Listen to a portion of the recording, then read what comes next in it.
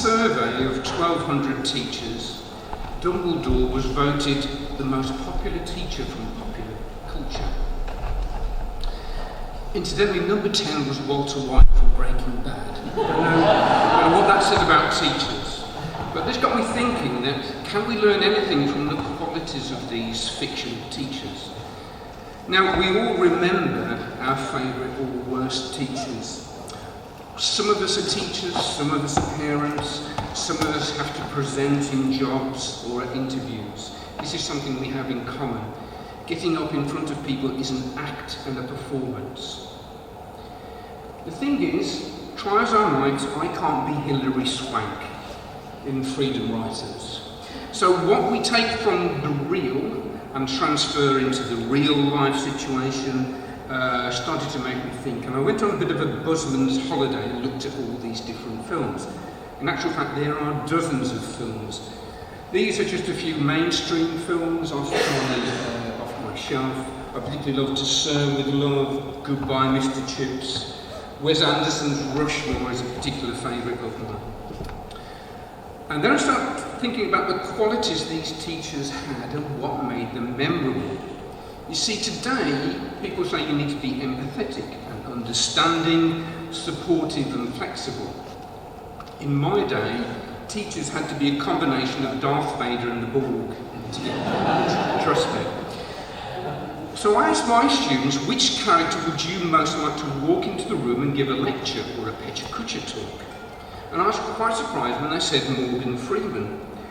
And they said the reason is because he's kindly, trustworthy, sensitive, reliable, engaging, and has a soothing voice. And then I asked which one they'd most hate, and the answer is... I thought I'd leave it for 20 seconds for the applause to die down. I asked my students, and I asked them for a balanced critique of their choice here, and they said, he's a knob. I had an epiphany with this slide. I realised that I've never seen Obi-Wan Kenobi and Jeremy Corbyn in the same room together. There's something going on there.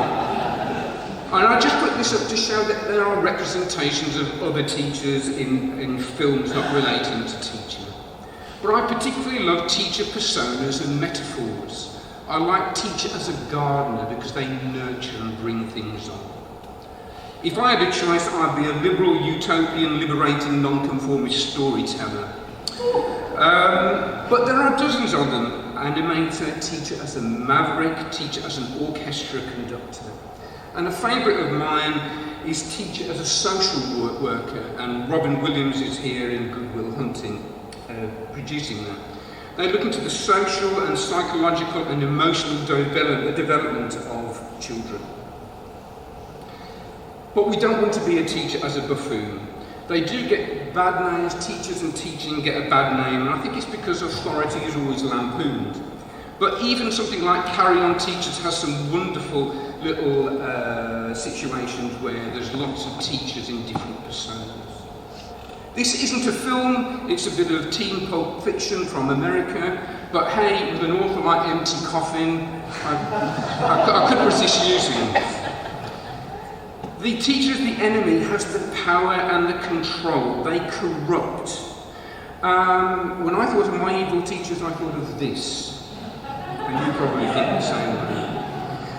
They somehow have a gap in their private lives that they need to sort of fill by taking it out on the kids. Please don't do that. Please don't do that. But, more positively, let's have a look at the teacher as the hero. And I love Mr. Thackeray in To Serve With Love and Luann Johnson in Dangerous Minds. They're very different from most teachers and indeed the principal. Some are a bit of a maverick, and all of these hero teachers are very, very charismatic in some way.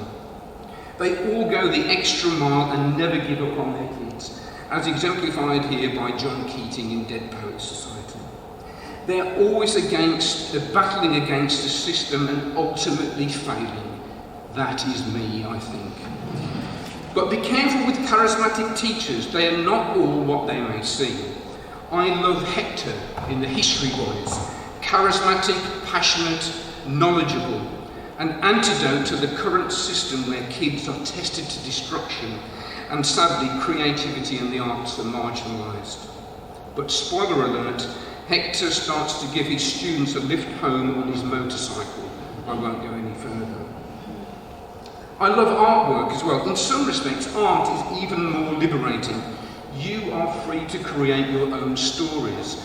This is a picture by Norman Rockwell, and I love the little girl's look on her face, her cheeky smile. What is the principal thinking? Who is she looking at? As I say, you can make your own story. This is called the Parent-Teacher Conference. I particularly like this for the angle of the eyebrow on the teacher.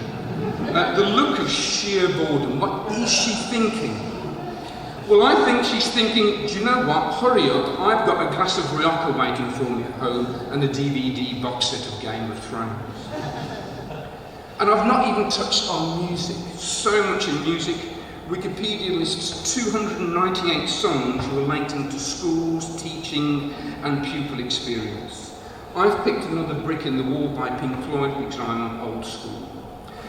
So there you are, the perfect flat-pack teacher. You have to have Mr. Keating's charisma, Sean Maguire's empathy, Morgan Freeman's voice, Catherine Watson's tenacity, Mr. Chip's endurance, the utter coolness of Mr. Thackeray, and Dumbledore's beard. Thank you very much.